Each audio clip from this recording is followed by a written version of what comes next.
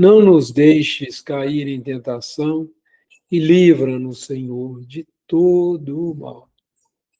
Muito bem. Estava agora há pouquinho, né, ouvindo um pouquinho o Geraldinho, né, falando um pouquinho sobre como foi a psicografia desse livro que nós vamos dar o início nos estudos, né? Ela foi feita lá em Pedro Leopoldo, essa psicografia, na Fazenda Modelo, no primeiro andar da Fazenda Modelo, né? E é interessante essa psicografia porque todos aqueles que participaram, pelo que o Geraldinho traz a notícia, depois eu vou colocar o link desse vídeo para quem tiver interesse, todos aqueles que participaram com Paulo, todos eles traziam, né, a contribuição de como foi a vivência com Paulo, né? E o Geraldinho estava comentando que o Emmanuel, ele foi tipo um médium também em trazer esses relatos, né? É muito interessante que foi um trabalho assim, a gente não tem certeza, nem o Geraldinho afirma isso. O próprio Paulo, né? Ele participou ativamente fazendo a autobiografia, né, das experiências dele. E o Chico tem esse livro como um dos livros mais queridos dele, né? Porque é o único livro, segundo ele mesmo relata, né, junto aos amigos, onde ele participou, né, desse momento que ele foi, segundo o Geraldinho relata, né, o João Evangelista. Então ele teve essa vivência, conheceu Paulo e tudo, né? Então é uma obra assim muito rica se a gente for no Novo Testamento, Atos dos Apóstolos. Ali está também a história de Paulo, né?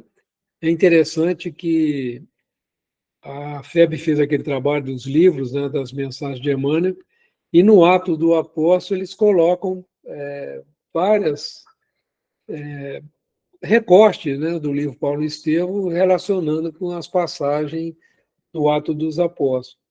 Tem um livro assim onde a gente vai estar falando de Jesus, a gente vai ter oportunidade de ver as mensagens de Emmanuel,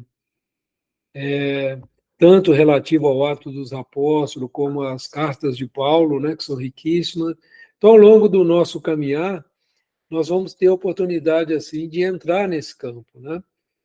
E eu conto aí também com o Genivaldo, que conhece bastante assim da história, da geografia antiga, como era composto os países, né? Que a gente vai estar falando um pouquinho da Grécia, regiões da Palestina, né? Regiões da Ásia, porque o Paulo foi assim um missionário que andou, mas andou muito, né? Ele ia levar o evangelho aos gentios, né? Levar a mensagem do Cristo aos povos não hebreus, né? Não judeus. Ele fez uma peregrinação assim fantástica, né? Inclusive no Império, né? Na capital do Império Romano, Roma, né? Foi sua última estada, né? Seu último momento entre nós como encarnado. Então, é uma obra assim de uma riqueza imensa. Eu me sinto pequenininho, né? Vou ser sincero com vocês ao conduzir esse estudo, mas vamos abrir o coração, contar com a espiritualidade, para que a gente possa tirar bastante proveito, né, desse estudo, dessa grande obra que o nosso querido Chico trouxe. E tem um fato muito interessante: durante a psicografia do livro, o Chico contou com a presença de um sapo. Segundo ele, era um sapo muito grande. Inclusive, ele deu um nome para o sapo, Jorge. Então, o Jorge acompanhou durante os 8 meses, né, que ele fez essa psicografia, logo após o trabalho dele, dava início. E o Jorge chegava, né, o sapo Jorge chegava para acompanhar. E segundo o Geraldo estava relatando, né, o Chico tinha um verdadeiro pavor de sapo, né? E o Emmanuel falou: o Emmanuel sempre é o Emmanuel, né? Chico, ele também é um irmão nosso, é filho de Deus, está no seu processo evolutivo, vamos respeitá-lo. Não sei o que o sapo foi fazer lá, algum tipo de fluido, alguma coisa, não sei. Mas é interessante quando a gente vê esses relatos, né? E isso... E assim que ele terminou a psicografia, o sapo nunca mais apareceu. A história é assim. Eu vou passar essa... Tem vários relatos do Geraldinho, tem um que eu selecionei aqui, que depois eu coloco para vocês, quem tiver interesse de conhecer um pouquinho dos bastidores, né, da história, ele consta do livro que o Geraldinho fez, chama Deus Conosco, são mensagens que o Chico dava na casa lá, que ele fazia o evangelho no lar, né, na casa do, para me fugir o nome, do patrão dele, na época, o chefe dele lá no Ministério, né, da Agricultura, né, que ele trabalhava junto. Eu estou fazendo um pouquinho de confusão com o nome do departamento que ele trabalhou. Mas é interessante a gente ver. Então, no livro Deus Conosco, tem bastante relato disso. Eu acho que lá no nosso cantinho nós temos esse livro, não tenho certeza. E no YouTube, essa mensagem emana. Tá? Vamos dar uma andadinha aqui. Esse livro é dividido em duas partes. A primeira parte é a história de Saulo, né? O homem ligado ao Sinédrio, né? O seguidor da Torá, o seguidor de Moisés, fiel, contrário a todo o movimento cristão da época, né? Todo o movimento que o nosso amado Mestre Jesus deu início, né? E incomodou muito, né, o Sinédrio, desde a presença do Cristo até a própria, após o desencarne dele, o movimento continuar tão forte, tão firme, né? Então a gente tem essa primeira parte que fala mais de Saulo, todo o caminho, né? E o capítulo 5º, né, tem a pregação de Estevão, que é uma das pregações mais lindas, né? Onde Paulo assim é confrontado pela capacidade de Estevão, né? E é muito interessante que o Chico coloca que sem Estevão não teríamos Paulo, né? Então, muito interessante, a gente vai ter oportunidade assim, de caminhar, de viajar nessa história, de seguir as pegadas de Paulo nesse livro, né? Bastante rico, e vendo a situação também de Saulo logo no início, que nós vamos dar início, né? E a segunda parte é a partir do momento que ele encontra com Jesus, né? No caminho de Damasco, né? Então, ali ele mostra toda a saga e tá realmente, nós vamos viver esse homem que transformou, né? Que se transformou e transformou o mundo, né? Pelo trabalho que ele fez. Quando a gente lê as cartas de Paulo, por exemplo, tem tratados de mediunidade, tratados vamos dizer, de interpretação evangélica, é de uma riqueza que a gente não faz nem ideia ainda, a gente tem muita dificuldade de conseguir assim beber de todo esse alimento, né? Mas a gente tem que guardar com muita alegria no coração a presença de Paulo entre nós, né? E Emmanuel, né, dá uma breve notícia, eu vou dar uma lida corrida, ou se alguém quiser me ajudar na leitura. Ah, você quer ler, Cláudio? Então tá. Tá bom. Então vamos lá. Então é Emmanuel agora falando um pouquinho dessa obra para todos nós. Pode sim. Breve notícia.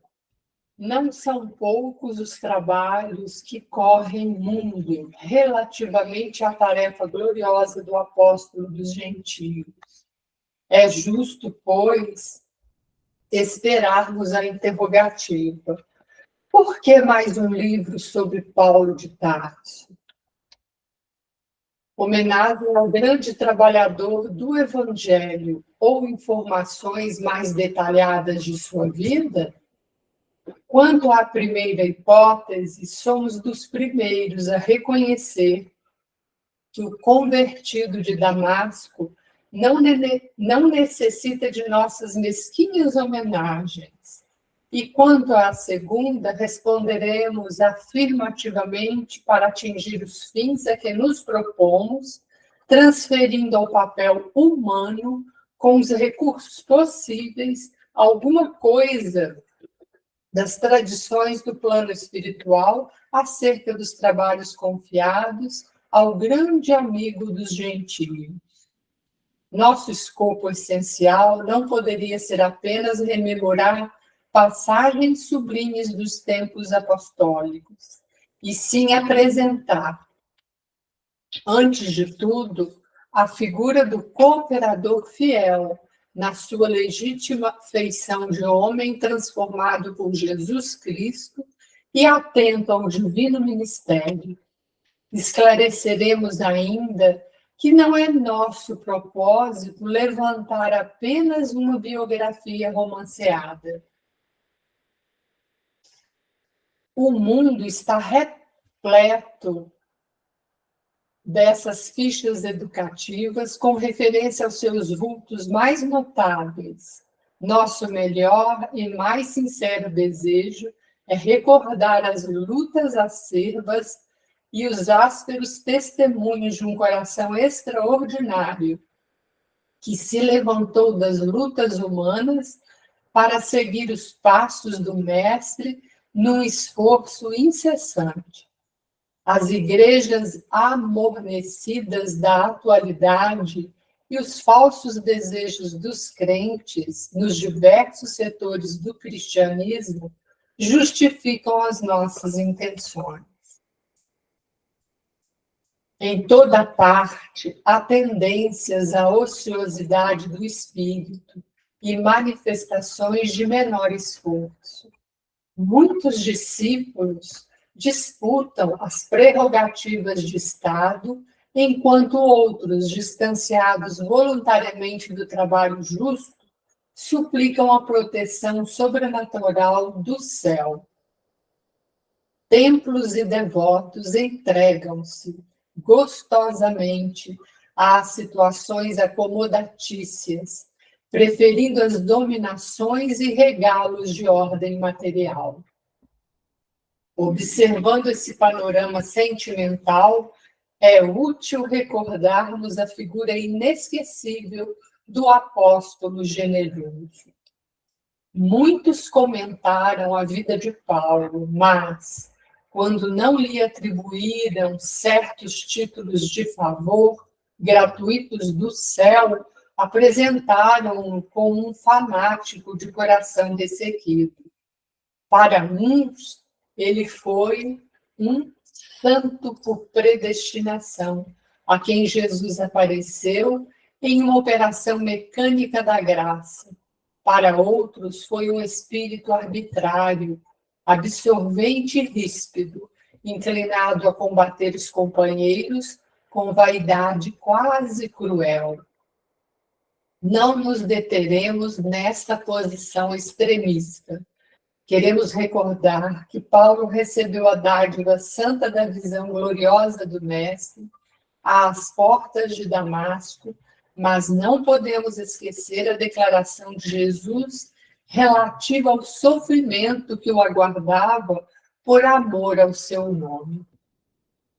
Certo é que o inolvidável tecelão trazia o seu ministério divino, mas quem estará no mundo sem o ministério de Deus?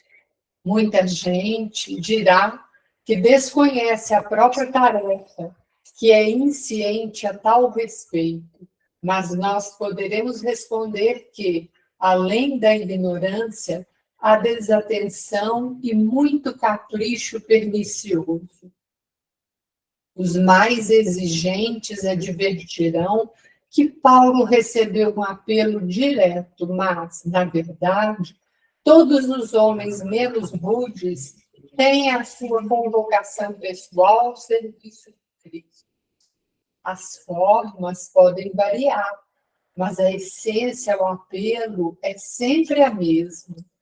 O convite ao ministério chega, às vezes, de maneira sutil, inesperadamente. A maioria, porém, resiste ao chamado generoso do Senhor. Ora, Jesus não é um mestre de violências, e se a figura de Paulo avulta muito mais aos nossos olhos, é que ele ouviu, negou-se a si mesmo, arrependeu-se, tomou a cruz e seguiu Cristo até o fim de suas tarefas materiais. Entre perseguições, enfermidades, apodos, desilusões, zombarias, desilusões, deserções, pedradas, açoites e encarceramentos, Paulo de Tarso foi um homem intrépido e sincero, caminhando entre as sombras do mundo ao encontro do Mestre que se fizera ouvir nas encruzilhadas da sua vida. Foi muito mais que um predestinado, foi um realizador que trabalhou diariamente para a luz. O Mestre chama-o da sua esfera de claridades imortais. Paulo tateia na treva das experiências humanas e responde: Senhor, que queres que eu faça? Entre ele e Jesus havia um abismo que o apóstolo soube transpor em decênios de lutas redentora e constante. Demonstrá-lo para o exame do quanto nos compete em trabalho próprio, a fim de ir ao encontro de Jesus, é o nosso objetivo. Outra finalidade deste esforço humilde é reconhecer que o apóstolo não poderia chegar a essa possibilidade em ação isolada no mundo. Sem Estevão, não teríamos Paulo de Tarso. O grande mártir do cristianismo nascente alcançou influência muito mais vasta na experiência paulina do que poderíamos imaginar tão só pelos textos conhecidos nos estudos terrestres. A vida de ambos está entrelaçada com misteriosa beleza. A contribuição de Estevão e de outras personagens desta história real vem confirmar a necessidade e a universalidade da lei de cooperação. E, para verificar a amplitude desse conceito, recordemos que Jesus, cuja misericórdia e poder abrangiam tudo, procurou a companhia de 12 auxiliares a fim de empreender a renovação do mundo. Aliás, sem cooperação não poderia existir amor, e o amor é a força de Deus que equilibra o universo. Desde já, vejo os críticos consultando textos e combinando versículos para trazerem à tona os erros do nosso tentame singelo. Aos bem-intencionados agradecemos sinceramente por conhecer a nossa expressão de criatura falível, declarando que este livro modesto foi grafado por um espírito para os que vivam em espírito.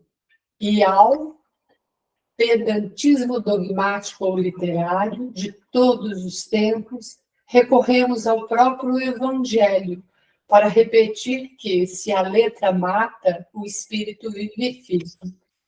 Oferecendo, pois, este humilde trabalho aos nossos irmãos da terra, formulamos votos para que o exemplo do grande convertido se faça mais claro em nossos corações, a fim de que cada discípulo possa entender quanto lhe compete trabalhar e sofrer por amor a Jesus Cristo. Emmanuel, Pedro Leopoldo, Minas Gerais, 8 de julho de 1941. Muito bem. Emmanuel, como sempre, né, numa capacidade de síntese, mostra para a gente o escopo, né, dessa grande obra que nós vamos dar início agora a estudar. Mas vale a pena a gente dar no miudinho, né, dar uma refletida sobre o que o Emmanuel está trazendo para a gente, né? Ele deixa aqui claro que tem muitos trabalhos, a gente vê filmes, livros falando de Paulo, né?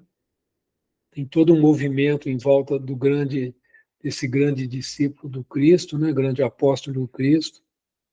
E Emmanuel coloca, né? coloca bem claro, né, que Paulo não precisa de homenagens, né? Nem ele busca isso. O objetivo dele realmente é transpor o abismo que havia entre ele e os ensinos de Jesus, né? E ele conseguiu fazer isso. Quando eu pensei, eu e o General, nós estávamos pensando em trazer essa obra, que a gente tem no Evangelho segundo o Espiritismo, que o espírito é conhecido pela sua transformação moral, né? Então, o Emmanuel dá um toquezinho aí na gente, que nós vamos ver um pouquinho na frente aí sobre isso, né? Para a gente não ficar no comodismo e realmente fazermos, né, dentro do nosso campo de ação, esse trabalho. No escopo essencial, não poderia ser apenas a rememorar passagens sublimes dos tempos apostólicos, e sim apresentar de tudo a figura do cooperador fiel na sua legítima feição do homem transformado por Jesus Cristo e atento ao divino ministério. Esclarecemos ainda que não é o nosso propósito levantar apenas uma biografia romanceada. O mundo está repleto dessas fichas educativas com referência aos seus vultos mais notáveis. Nosso melhor e mais sincero desejo é recordar as lutas acerbas e os ásperos testemunhos de um coração extraordinário que se levantou das lutas humanas para seguir os passos do Mestre, num esforço incessante. A irmã está dizendo assim, durante esse estudo, vamos buscar, né, nos exemplos de Paulo, força para que a gente possa vencer, né, vamos dizer assim, o materialismo que nos prende tanto e buscar realmente, né, o espiritualismo, a espiritualidade que os exemplos de Jesus vêm nos trazer, né?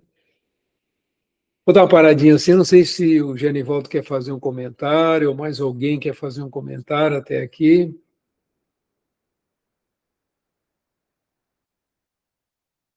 Está tranquilo? Então, vamos mandar mais um pouquinho.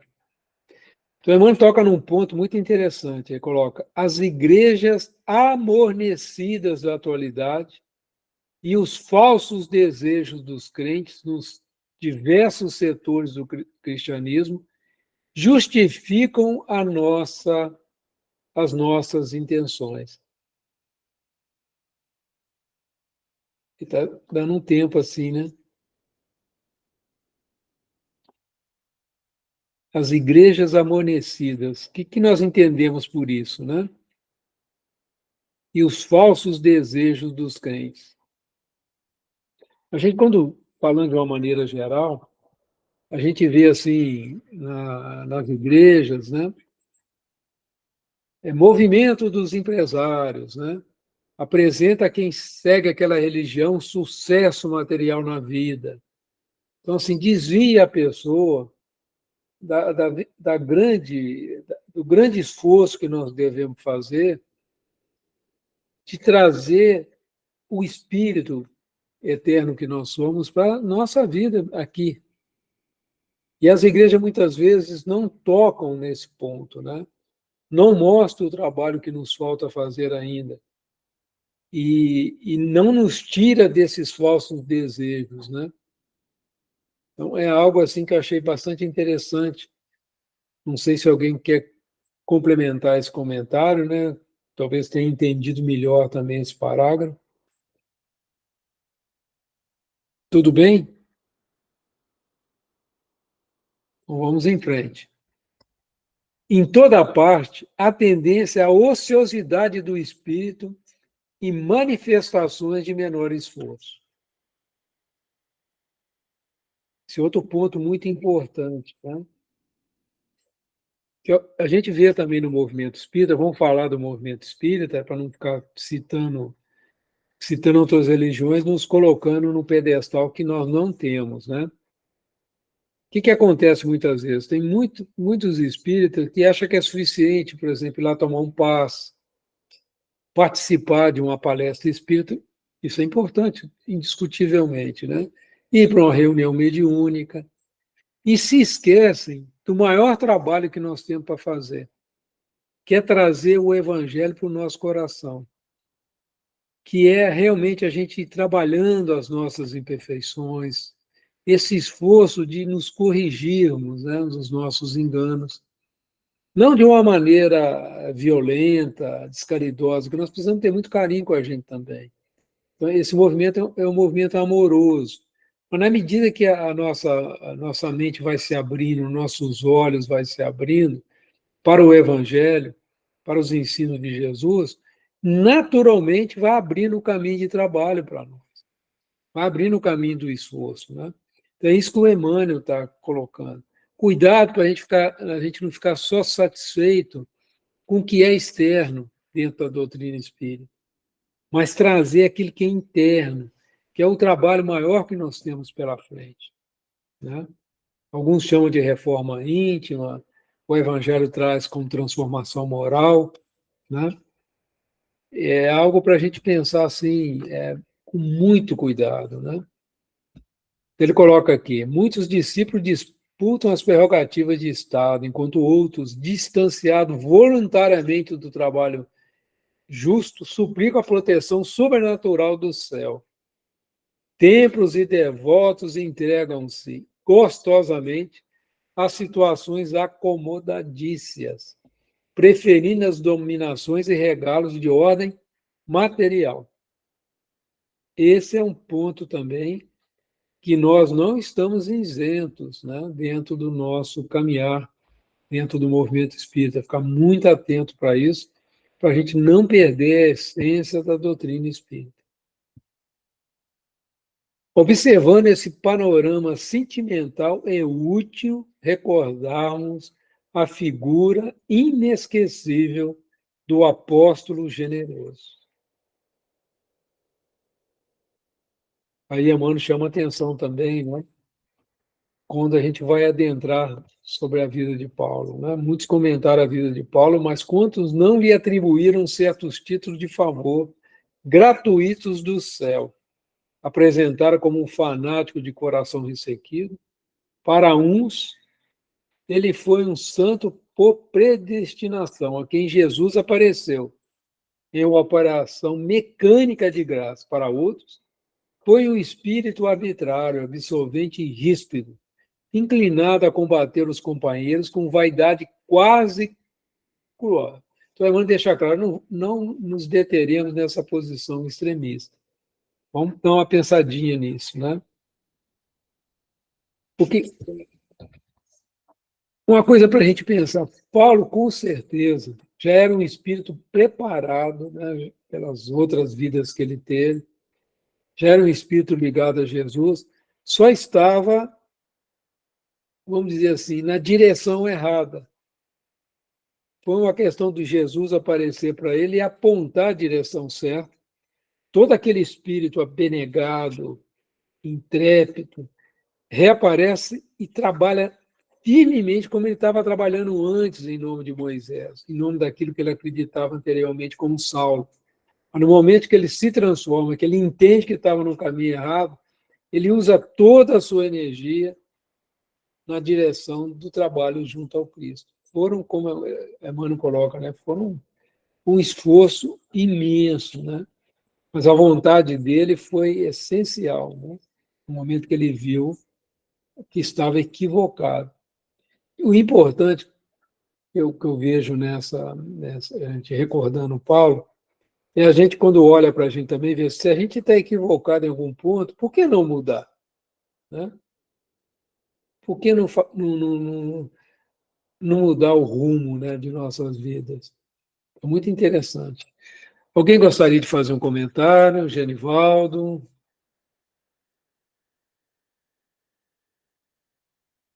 Então vamos lá.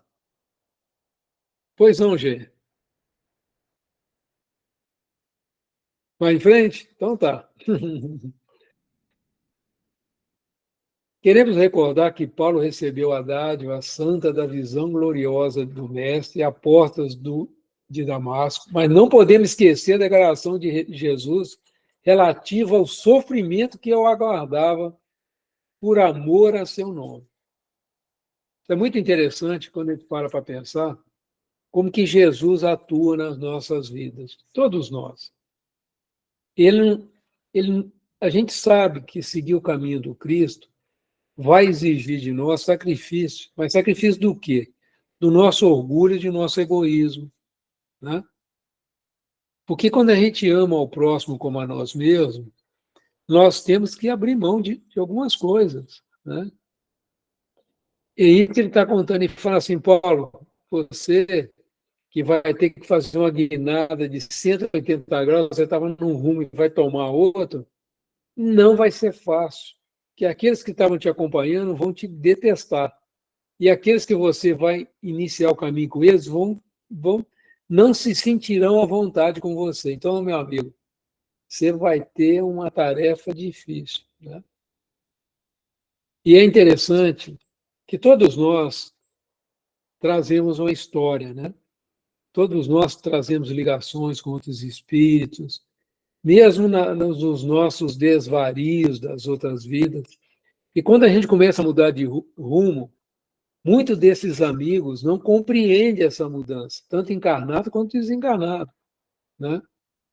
Eu lembro que tem relatos de amigos aí que antes ia churrasco, bebia e tal, tinha uma vida, na hora que ele enxerga o caminho, muda e passa a não querer mais saber de bebida alcoólica, não querer mais de saber daquelas conversas menos felizes, os amigos de outrora estranhos se afastam até, né? Mas pode ser que alguns percebam que aquela mudança é boa também e venha com ele. Mas o normal é haver essa dissensão. Aí você tem que reconstruir novas amizades, reconstruir sob valores novos. Então isso acontece com todos nós, né? Quando a gente vai tomando ciência do que é o cristianismo verdadeiramente vivido e sentido, né? Então é isso que eu acho que ele está chamando. E Jesus é interessante, ele não passa assim, ele só diz assim, vá para Damasco, fala mais nada.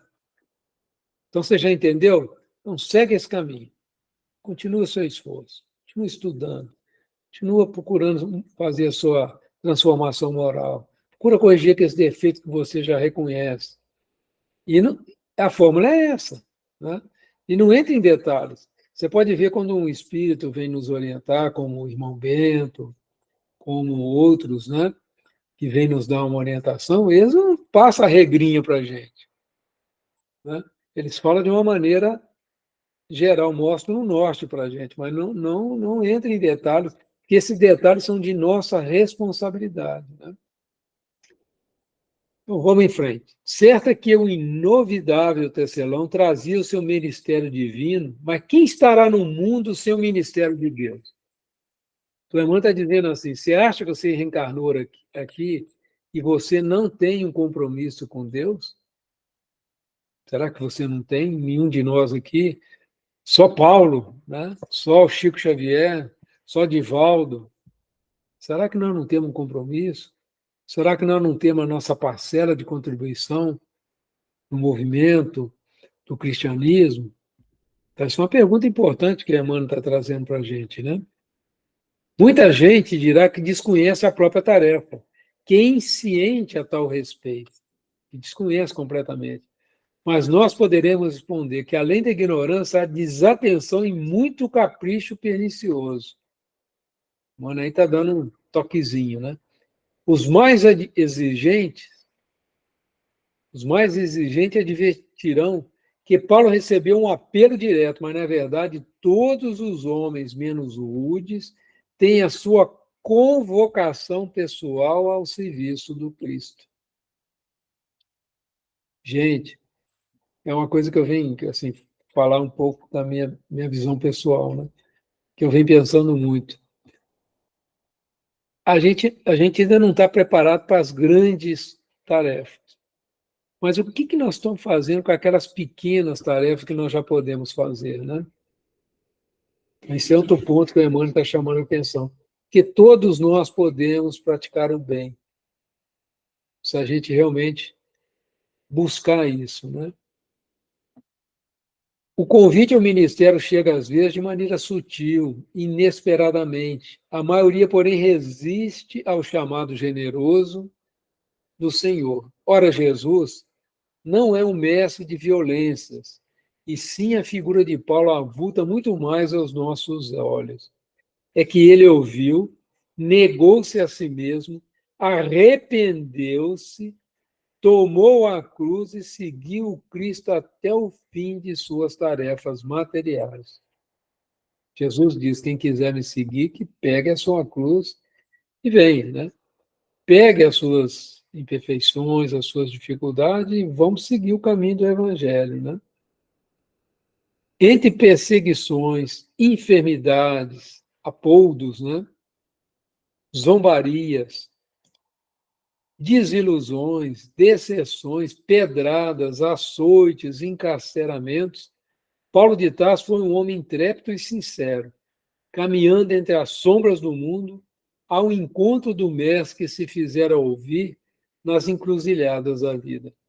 Foi muito mais que um predestinado, foi um realizador que trabalhou diariamente para a luz. O Mestre chama-o da sua esfera de claridades imortais. Paulo tateia na treva das experiências humanas e responde: Senhor, que queres que eu faça? Entre ele e Jesus havia um abismo que o apóstolo soube transpor em decênios de luta redentora e constante. Quantos de nós têm coragem de fazer essa pergunta para Jesus, né? Senhor, que queres que eu faça? Essa é uma pergunta importante, né, para a gente fazer ao Mestre querido, né? O que ele quer de nós?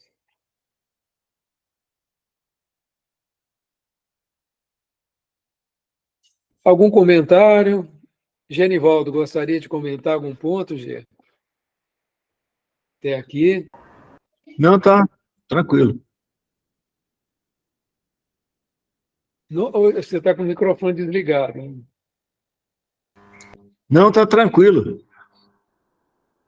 Tá mesmo, Genivaldo? Tem certeza? Que eu estou aqui caçando os apertos, hein? Falar de Paulo não é fácil, não, compadre. E aí, você já perguntou para Jesus o que quer que você faça, Genivaldo? Hein? Conseguiu ouvir a resposta? Hein? Caiu do cavalo, né? O que queres que Caiu eu do faça, cavalo, né, pro lado que eu Genivaldo? vou. Literalmente, né? Meu amigo. Essa pergunta é danadinha, é ou não é? É. Vamos pensar sobre ela, né? E alguém aí já fez essa pergunta para Jesus já?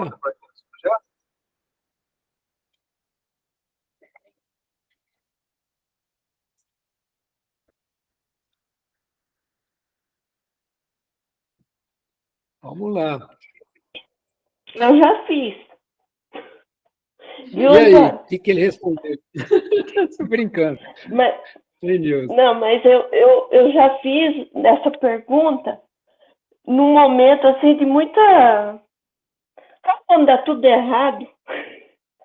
E você não sabe mais o que você vai fazer? É nessa hora que a gente pergunta o que ele quer que a gente faça.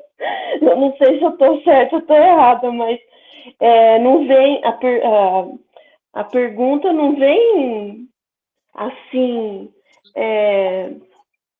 assim espontânea, numa felicidade.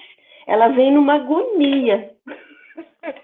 Porque acho que assim como o Paulo, quando ele falou para Jesus o que queres que eu faça, ele tinha assim, já não sabia mais o que fazer, ele já estava num sentimento tipo perdido mesmo. Ele correu tanto atrás de Jesus, né?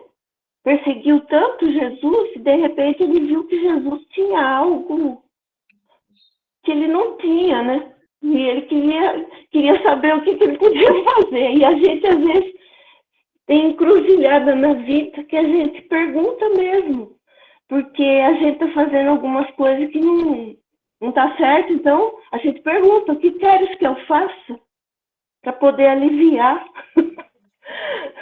Eu falei para você que esse livro aí é o meu livro é o livro que me converteu ao espiritismo, né?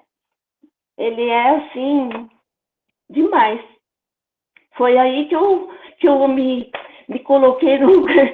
Lógico que não, né? Mas olhando o sofrimento do Paulo, você fala, por que a gente também não pode sofrer com algumas coisinhas, né? Por que não? A gente tá pior do que qualquer pessoa. Desculpa aí, a ideia quer falar. Fala, Ide. Oi, Dê, Deixa eu por só favor, botar som aqui, a palavra é sua. botando som, botando som aqui. Durante muito tempo da minha vida, muitos anos da minha vida, eu tinha dúvidas com relação ao que fazer com a minha espiritualidade, né? Até porque eu trabalhava muito, não tinha tempo, era uma loucura total. Mas eu sempre fazia essa pergunta, "Ai, meu Deus, me mostra o caminho, o que você quer que eu faça? Por onde eu devo trilhar?" Eu não sabia. Tinha muitas dúvidas e muita coisa. Até então, de batizado de católica, sem frequentar aquela coisa toda. Mas eu fazia essa pergunta dioturnamente. Eu não tinha mesmo tempo, era tudo muito louco na minha vida. O que acontece?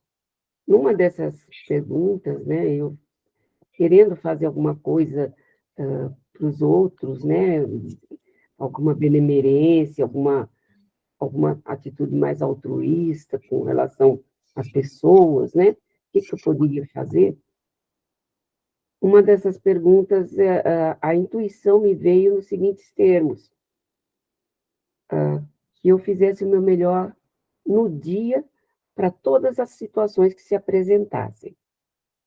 Então, tudo que se apresentava no dia, eu procurava fazer o meu melhor. E era muito comum naquela época, que eu trabalhava muito, as pessoas que estavam assim com alguma dúvida, algum entrevero em casa, no trabalho e tudo, eu não sei por que elas vinham sentar na minha mesa para conversar. E houveram muitas pessoas, até pessoas que eu sabia não gostavam muito de mim, mas eles vinham. Então, durante muito tempo, eu pensei com meus botões o seguinte: não, eu conversava com Deus, vai. Falava, Senhor, se é isso que você precisa, que eu faça o meu melhor. Eu dei o meu melhor. Eu possa, de alguma maneira, ajudar isso que está se apresentando no dia da melhor forma possível, seja quem for. E caminhei muitos anos desta maneira, atuando desta maneira, aos que estavam ao lado, fosse no trabalho, fosse em casa, fosse no vizinho, fosse como fosse, que se caísse no meu colo, eu abraçava, né? Aí, depois que eu fui realmente conhecer a fundo o espiritismo, né? Hoje até fica mais fácil, porque tem muita coisa para fazer além do que cair no colo. Então, eu acho que Deus ainda continua querendo que a gente faça o nosso melhor, mas dá para a gente correr atrás de alguma coisa para fazer também.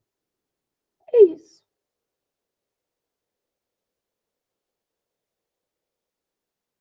Muito bom, Nilza e Aide. Muito interessante. Tem uma história, né, que a gente tem do Chico, e o Chico foi num centro espírita, eu não me lembro qual, a história vou contar dentro do que eu estou lembrando aqui agora. E o Chico estava ali sentado, né, e tinha uma senhora que ficava na entradinha ali, recebia as pessoas assim, cumprimentava, uma senhora muito humilde, muito simples. E Emmanuel, o Chico via, né, assim, que Emmanuel chegou próximo dela com muita referência, com muito carinho, e, e se dirigiu ao Chico. Depois veio Bezerra de Menezes, veio outros espíritos que estavam participando daquele encontro, né? Com muito carinho daquela senhora, e o Chico não a conhecia. Bom, a reunião caminhou e tudo, no final o Chico perguntou, né, ao dirigente do centro, qual que era a tarefa daquela senhora. Ele falou, não, ela sempre chega aqui mais cedo e ela limpa, ela prepara as cadeiras, ela arruma tudo com muito carinho, com uma vibração muito boa, muito amorosa. E aí foi interessante, né, que o Chico falou assim, como é importante quando a gente faz as coisas, dentro do nosso ambiente, a gente faz com amor e com carinho, né? Porque ali fica a marca, né? Fica, vamos dizer assim, é uma energização positiva, né, para que aconteça a reunião. Então, o carinho dessa senhora ao receber as pessoas com um sorriso, na simplicidade dela, criava o magnetismo necessário para que a reunião caminhasse bem. Então, a gente não deve nunca, né, achar que a tarefa é dentro dos critérios humanos, né, dos critérios que nós temos aqui dentro da sociedade atual. Mas os critérios da espiritualidade são os critérios do amor, né? Quanto mais amor a gente colocar na tarefa que nós estamos fazendo, mais nós estamos contribuindo para a tarefa do cristianismo, né? Verdadeiro, né? E a gente vai ver Paulo, né, na trajetória dele, nós vamos estar estudando, todo esse carinho dele com, com Jesus, com os ensinos que Jesus trouxe, toda essa vivência, vamos dizer assim, transpondo esse abismo, né, que Emmanuel está citando aqui. E nós temos um abismo grande entre nós e o Mestre, mas ele vem até nós, até que um dia nós tenhamos condições de ir até ele. Então, a gente não deve criar uma distância do Mestre, né? Na medida que nós estamos nos esforçando para viver o Evangelho verdadeiramente. Então, foi muito interessante ver a ideia, o seu comentário, e da Nilza também, né, Nilza? Já que esse livro que te motivou a caminhar, né? Essa doutrina maravilhosa que é o Espiritismo, é que exige muito da gente, né? Quando se vive verdadeiramente a doutrina espírita. Mais alguém gostaria de comentar? Se não, vamos andar mais um pouquinho.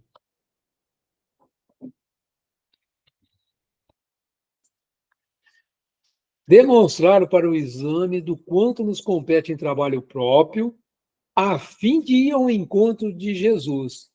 É o nosso objetivo, né, que nós estamos falando agora, né? Outra finalidade desse esforço humilde é reconhecer que o apóstolo não poderia chegar a essa possibilidade em ação isolada no mundo. Sem Estevão, não teríamos Paulo de Tarso. O grande mártir do cristianismo nascente alcançou influência muito mais vasta na experiência paulina do que poderíamos imaginar, tão só pelos textos conhecidos nos estudos terrestres. A vida de ambos está entrelaçada com misteriosa beleza. A contribuição de Estevão e de outras personalidades dessa história real vem confirmar a necessidade e a universalidade da lei de cooperação. E para verificar a amplitude desse conceito, recordemos que Jesus, cuja misericórdia e poder abrangiam tudo, procurou a companhia de 12 auxiliares, a fim de empreender a renovação do mundo. Aliás, sem cooperação, não poderia existir amor. E o amor é a força de Deus que equilibra o universo. Então, nós estamos aqui, né, juntos, estudando essa obra maravilhosa, dentro dessa lei de cooperação, né? Cada um que comenta, como a Aide trouxe o testemunho dela, a Nilza trouxe o testemunho, né? E todos aqueles que puderem estarão cooperando para que a gente tenha uma compreensão maior e fortaleça cada vez mais o nosso desejo de ir a Jesus, né? De fazer esse caminho, que é o nosso objetivo. Então, é muito importante, né? Esse trabalho. Isso não é cobrança de maneira nenhuma, pessoal. E a coisa tem que vir quando a gente sentir vontade, né? Tem que nascer. A gente é cutucado pela espiritualidade, a gente vai e fala, né? Mas não, se for cutucado, não deixa de dar o seu testemunho, a sua opinião, a sua visão, que isso tudo enriquece muito e está dentro dessa lei de cooperação, né? É muito interessante quando a gente vai adentrando no estudo da doutrina espírita, principalmente os elementos trazidos por Kardec, a gente vai vendo que a gente faz parte de uma família espiritual. Todos nós fazemos, cada um faz parte de uma família espiritual, onde há espíritos muito elevados dentro dessa família, espíritos medianos como nós, né, ainda aí na luta terrena, necessitando de reencarnação, necessitando de prova, necessitando de expiação, e nós vamos nos ajudando também nesse campo que nós estamos aqui trabalhando, né? E espíritos em situações mais difíceis do que as nossas, mas a lei de cooperação manda que aquele que está num plano superior venha ajudar, né? Nós que estamos nesse plano, e nós temos a responsabilidade também de ajudar aqueles que se aproximam de nós, né? E muitas vezes em situação de muita dor, de muito sofrimento, de muita dúvida, de revolta, né? Então a gente, principalmente a doutrina espírita que trabalha com esse intercâmbio, né, com o mundo espiritual de uma maneira clara e científica, vamos dizer assim, e, acima de tudo, né, regida pela lei de amor, a gente vê isso com muita clareza, né? Numa reunião mediúnica, tem aquele que traz a mensagem de amparo, de orientação, tem aquele que nos ajuda no trabalho ali, e os espíritos que vêm, assim, muitas vezes com muita dor, com muita revolta. Então, ali a gente vê os três planos atuando, né? Nós, no plano intermediário, os espíritos superiores dando todo o suporte para que a reunião ocorra, e a vida dos irmãos nossos mais necessitados, onde o amor, né, que nós colocamos no coração poderá ajudá-los muito. Então, é interessante a gente ver essa visão acontecendo, né? E Emmanuel faz um comentário aqui, mas vamos deixar para a próxima vez, né? Porque essa obra, muitas vezes, vocês vão ver que essa obra tem algumas lacunas no Ato dos Apóstolos, que essa obra vem preencher, que está no Novo Testamento. Então, a Federação Espírita Brasileira teve esse cuidado, né, de trazer esse conhecimento para nós, e a gente vai ter a chance, né, na medida do possível, a gente fazer essa análise. Algum comentário? Nós temos ainda uns 5 minutinhos. Mais algum comentário?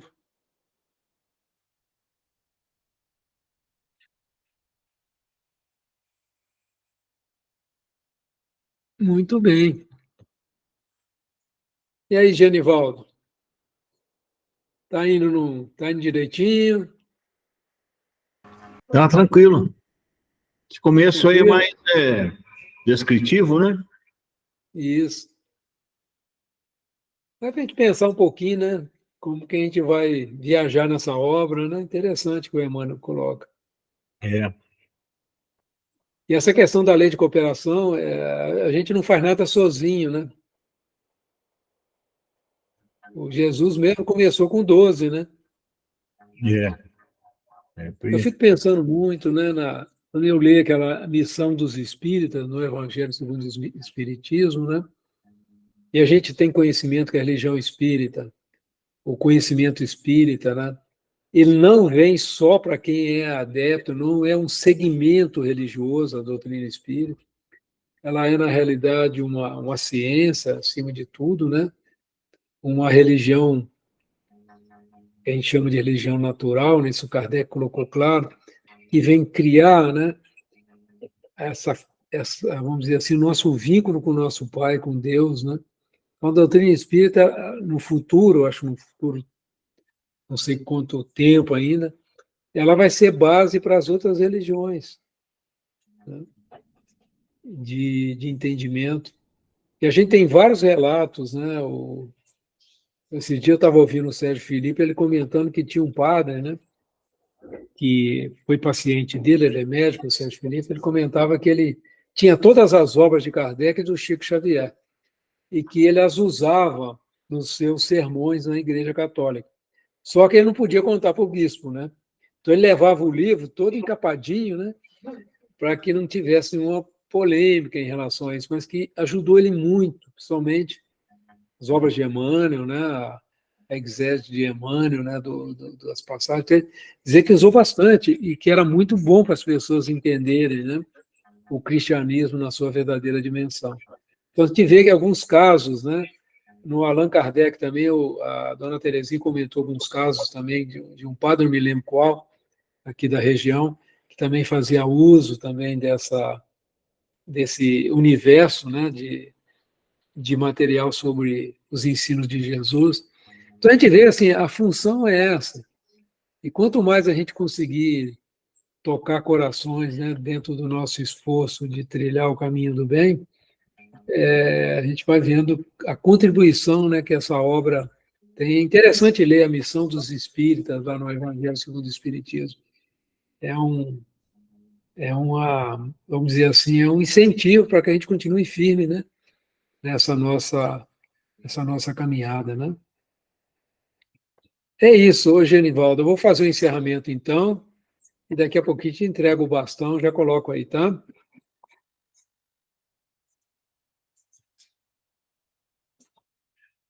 Primeiro de tudo, agradecer, né, a presença de todos vocês aqui, é com muita alegria. Essa é uma obra que a gente sempre traz no coração o desejo de estudá-la, né?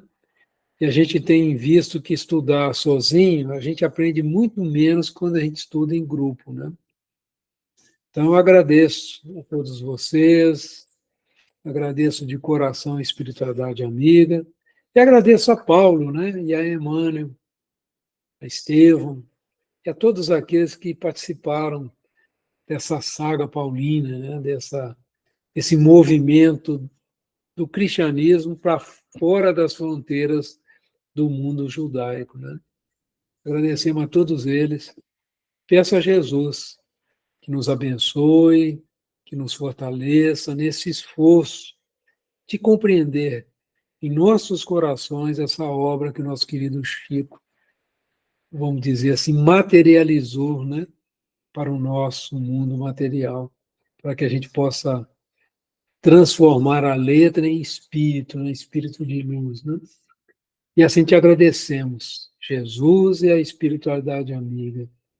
Pai nosso que estais nos céus, santificado seja o teu nome, venha a nós o teu reino, seja feita a tua vontade, assim na terra como nos céus. O pão nosso de cada dia dai-nos hoje. Perdoe, Pai, as nossas dívidas. Perdoe, Pai, as nossas ofensas, na medida que nós vamos perdoando aos nossos devedores e ofensores. E, Pai, não nos deixes cair em tentação e livra-nos, Senhor, de todo o mal. Que assim seja. Vou dar uma paradinha aqui.